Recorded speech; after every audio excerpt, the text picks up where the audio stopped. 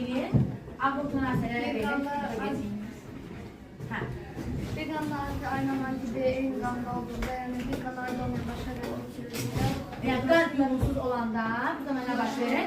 Aglutinasiya hadisəsi baş verir. İndi sən bax, mən buraya yazmışam Əli, Vəli, Pirvəli. Buna birinci qan qrupu nədir? Bunun qan qrupu nədir? Bilmirəm. Bunun nədir? Bilmirəm. Bunun nədir? Bilmirəm. Mən buna anti-A, yəni antidir ana. Anti, ümumiyyətlə antidir harda olurdu? Plazmada olurdu, eritrositlərdə olurdu.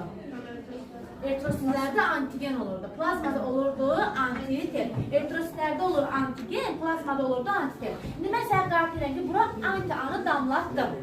İndi səncə qan qrup dərsini belə müayinədir. Həkimə gedib istəyirsin, mənim qan qrupu müəyyəndir, hansı qan qrupuyam. İndi mən burada nöqtə-nöqtə aglutinasiya hadisəsi baş verdi. Anti-A-nı elədim, aglutinasiya hadisəsi baş verdi. Demək, Əli hansı qan qrupuna malik imiş ki, aglutinasiya hadisəsi baş verdi? Yəni Əlidə hansı var imiş? B var imiş. Sən qalib qan qrupu. Sən demədin ki, müəllimə anti-A ilə A qarşı-qarşıya gələrsə aglutinasiya hadisəsi baş verir. Demək, burada nə var imiş ki, aglutinasiya?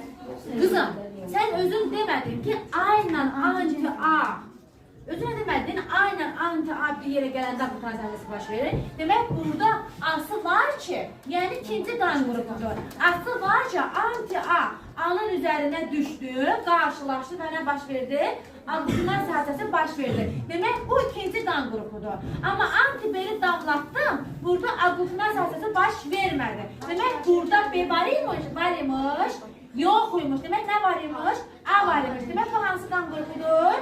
İkinci qan qrupu. Nəymiş? İkinci qan qrupu. Bura anti-A ilə anti-B-ni damladıram, aglutinasiya hadisəsi baş verir. Demək, burada nə var imiş? Həm A var imiş, həm B varmış. Yəni, dördüncü qan qrupudur. Oldu. Əgər damlatsam anti-A-nı, anti-B-ni içi boş olsaydı, hansı qan qrupu olacaqdı? A.